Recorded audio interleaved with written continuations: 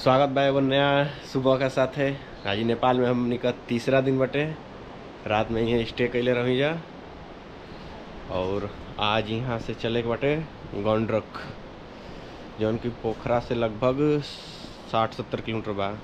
तो दोनों के बीच में आके रुकल बनी जा और एकरा बाद यहाँ से जाए के बाद 1 घंटा ड्राइव करे के बाद और ट्रैकिंग बा और फिर ट्रैकिंग कैला के बाद फिर वापस आवे के बाद और यहाँ से अगला डेस्टिनेशन पे जाए बटे। तो वीडियो में बनल रहा जा। और ये जहाँ रुकल बनी जाए एक नया पुल बोलल जाला और यहाँ से ही चेक पॉइंट बाटे। यहाँ खातिर एंट्री पास लेवे के पड़ेला, जौन कि हमने का कल ही ऑनलाइन बुक कर ले रही जा। वेबसाइट डिस्क्रिप्शन में दे दी और ओकर चार्ज लगभग 1000 रुपया समथिंग नेपाली रुपीज में लगुए। और ओके परमिट बनवेला के बाद यहाँ भी जा सकता। आगे मस्तंग वगैरह खातिर भी अलग से परमिट लेला का आवश्यकता नहीं है, कहीं से कि अभी बात कही नहीं है जा। यहाँ चेक पॉइंट पर ही, चेक पॉइंट के ऊपर यहाँ इधर रुकल रही है जा। और ये देख सकेला जा काफ़ी भाई नदी एकदम ठंडा ठंडा गजब का ठंडा पानी बा। और रात भर भाई सब पानी का एकदम आवाज़ सुनाई देता रूम से बाहर अला को।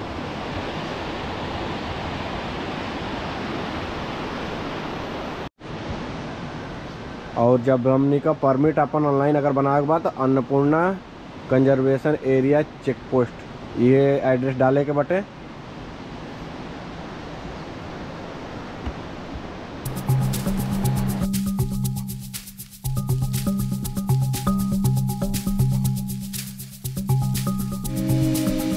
वाह भाई का व्यू बटे, जन्नत बा भाई जन्नत। और पीछे सूर्योदय हो रहा बटे, पहाड़ एकदम लाल हो रहा बा पीछे।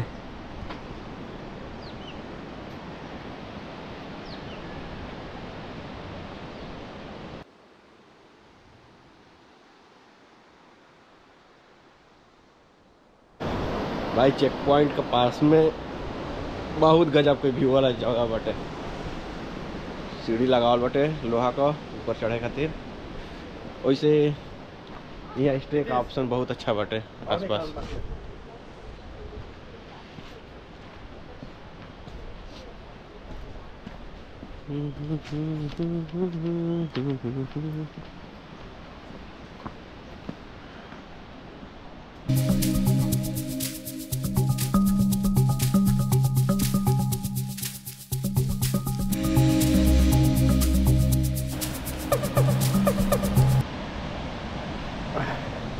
भाई साहब ये है पहाड़ का ब्रिज, ऐसा नहीं यहाँ बहुत सारा मिली।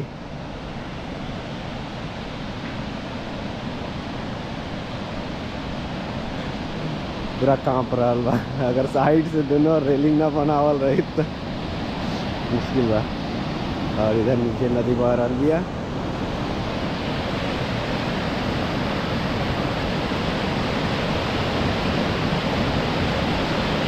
आवाज़ सुना पे गजब एकदम।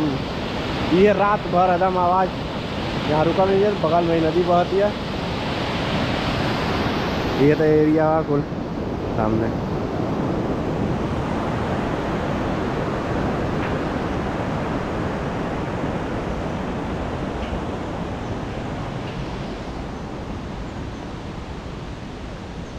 यार यहाँ रास्ता ब्लॉक हो गया। ये भाई यही रास्ता है, ये सीढ़ी से। अच्छा सीढ़ी से उधर की चलना है।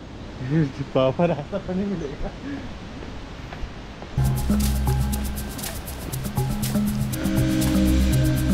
यहाँ क्या लिखा है?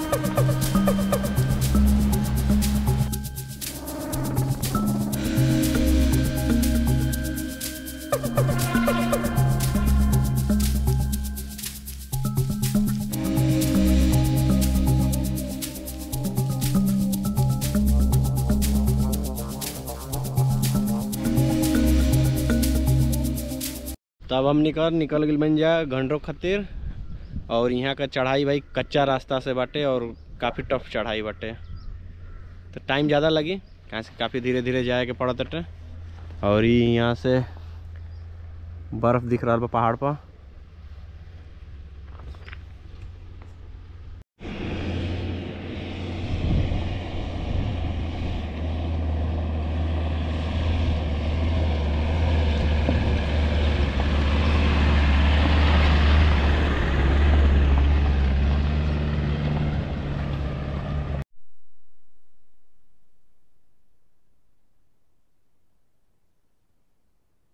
तो अब यहाँ से अब हमनी का पैदल जा रहा बन जा और बाइक हमनी का नीचे ही खड़ा कर देनी है जा।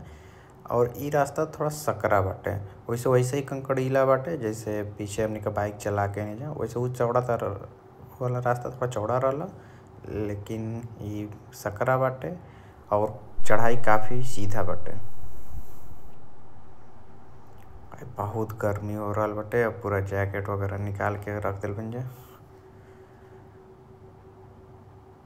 अभी बहुत ऊपर जाए के बाटे, सीढ़ी पर चढ़ाई थोड़ा खतरनाक बा। यहाँ से दूगो रास्ता हो रहा बाटे, ये नया सीढ़ी बनल बाटे और ये जौन सामने बाटे ये वाला पुराना वाला रास्ता बा। वैसे मौसम खराब रहला बा, इन्हें दिक्कत बा, अगर मौसम खराब बाटे तो फिर ऊपर वाला सही जाए के पड़े ना। तो अभी तो नीचे वाला ही हमके ज़्यादा सही लगा बाटे, तो यही से चलतन जा। काफ़ी सकरा रास्ता बाटे, देख सकेला जब पुराने पर सीढ़ी बनल बाटे। ये दूसरा साइड से आवत बाटे, वैसे ही हो जाके आगे वही रास्ता में मिल जात बाटे। और ये पीछे से आ रहा बन जा, सबका हालत ख़राब हो चुकल बाटे थक के, धूप की वजह से ज़्यादा दिक्कत हो रहा बा। और ये फिर सीढ़ी आगे जाके मिल जाई।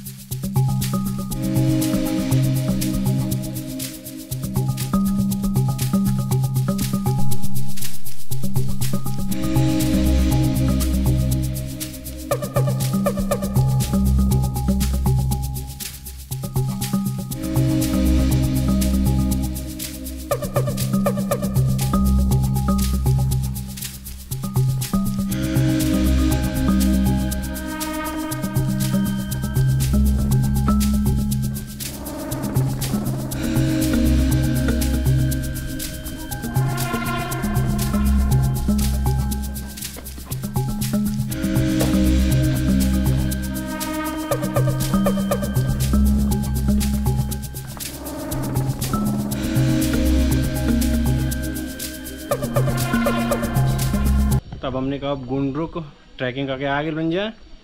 और इस सामने पहाड़ दिख रहा बाटे, यहाँ 4 गो छोटी बाटे और एक एगो व्यू पॉइंट नीचे बाटे, वहाँ चलल जी और फिर ओकरा बाद वापसी हुई। और यहाँ को सब होटल वगैरह बन सन, रात में यहाँ स्टे कर सकेला आदमी। सुबह का यहाँ सनराइज अगर देखे के बाटे। यहाँ अइला के बाद से ट्रैकिंग का थकान बिल्कुल से एकदम ख़त्म हो गई बाटे। और जो पीछे पहाड़ दिख रहा बना, गजब का नज़ारा बाटे भाई। हाँ, एगो चीज़ मिस कैले बन जा, यहाँ सुबह का जन सनराइज बाटे ना वो देखे लायक बाटे। तो हमारा तो ये रिकमेंडेशन रही कि रात में आके यहाँ स्टे करा जाए और सुबह यहाँ जब पहाड़ी में जब सनराइज हुई ना, पूरा बर्फ़ एकदम लाल हो चुकल रही, गजब का नज़ारा रही। और ये किनारे किनारे एकदम पूरा कॉटेज बनल बन सन और रेट भी काफ़ी वाजिब बाटे, 2 से 2,500 रुपया में कॉटेज यहाँ मिल जाते। तो ज़्यादा महंगा बाना, ये लगभग एवरेज रेट बा यहाँ का। और यहाँ भाई सुबह का चाय का आनंद ला, गजब का मस्त व्यू बाटे। और इधर से सेल्फी पॉइंट बनल बाटे।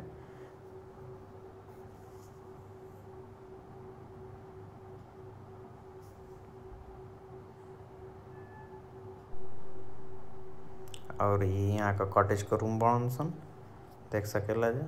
यहाँ 2 से 3 आदमी, 3 आदमी खातिर परफेक्ट जगह बाटे। एगो बेड पर 2 आदमी हो जी, एगो जन सिंगल वाला पे 1 आदमी, तो 3 आदमी खातिर बेस्ट बाटे। और 2 से 2,500 रुपया नेपाली रुपीज में बाटे, तो कोनो महंगा भी नहीं है। और बाहर का नज़ारा बाटे, तो सुबह का चाय यहाँ बैठ के आनंद ला।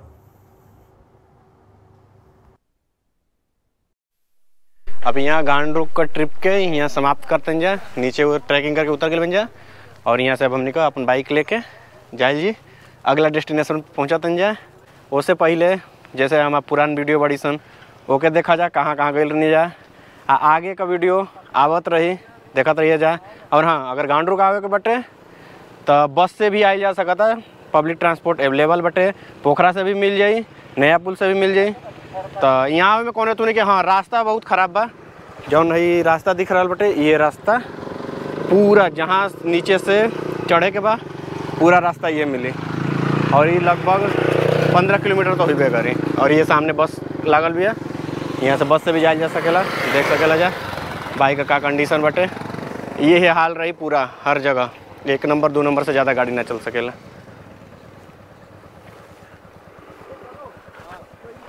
बता दो कौन सी खेल पे क्या करना है। ठीक है, ऑल गुड साहब।